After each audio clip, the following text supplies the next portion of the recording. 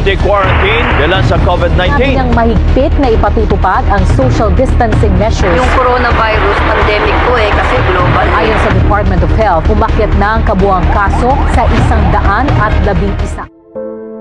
We talk to local heroes who witnessed the crisis firsthand. In this documentary, we share with you their story.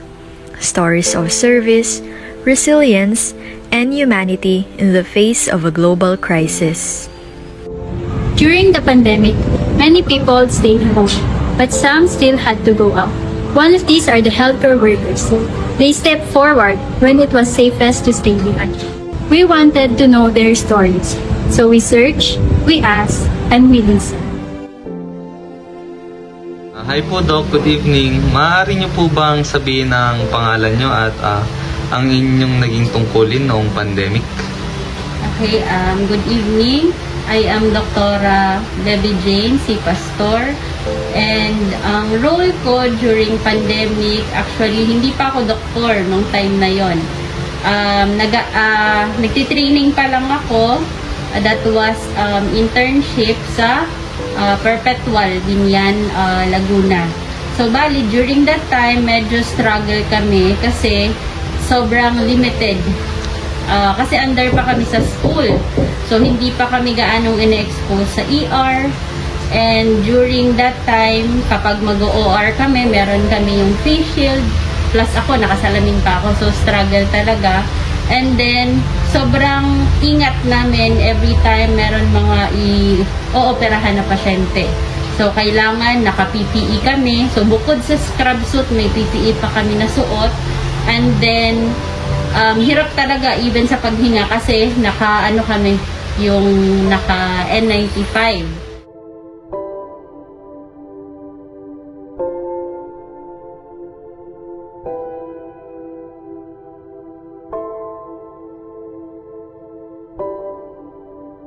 Paano niyo po masasabi na binago ng pandemic ang pananaw niyo sa buhay at bilang isang healthcare worker?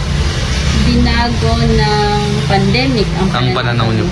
Actually, ang hirap kasi during that time hindi ko ini-expect na ganun pala ka-risky yung buhay bilang isang frontliner, lalo na kung merong mga sintomas na involve ang respiratory diseases or magkakaroon man ng mga bagong sakit na respiratory diseases. Kasi unang-una sa lahat, healthcare worker talaga ang pinaka-at risk.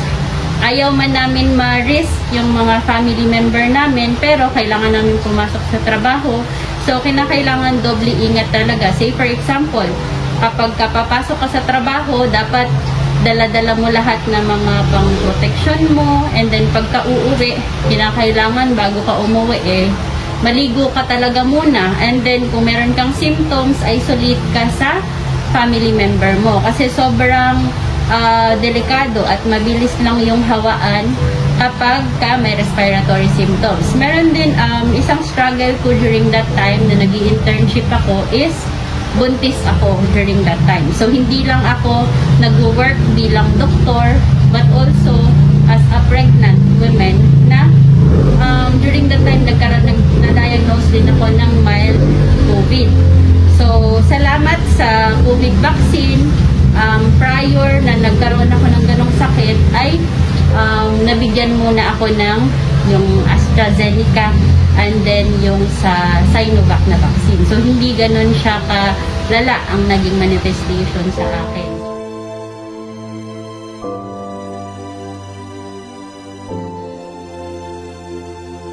Last question po. Ano pong masasabi niyo sa mga tao na nagnanais maging healthcare worker sa future?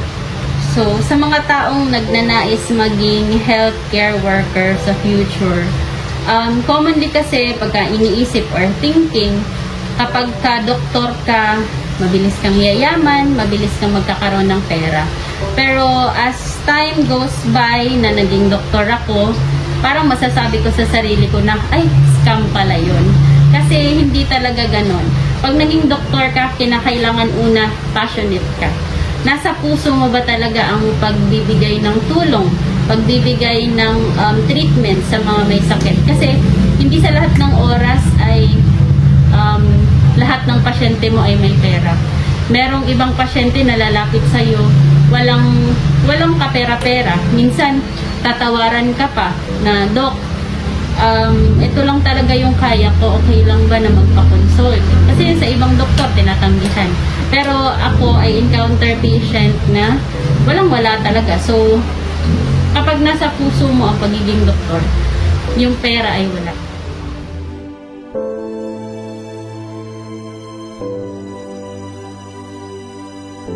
Kung binalo tayo ng takot, may mga Pilipinong tumindig, hindi para sa sarili, hindi para sa kapwa. And when the world would silence by fear, they spoke for action. When others ran for safety, they walked toward danger. Kaya sa bawat pawis, luha at dasal, ay itinuro nila sa atin ang tunay na kahulugan ng Sagitang Bayan, na hindi lamang ito tulad ng mga nababasa natin sa libro. Because during those times, our hero don't wear capes. They wear masks, scrubs, and courage.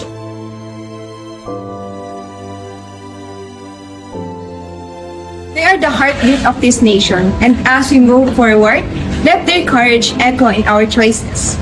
Mabuhay ang ating mga bayani, mabuhay ang mga Pilipino.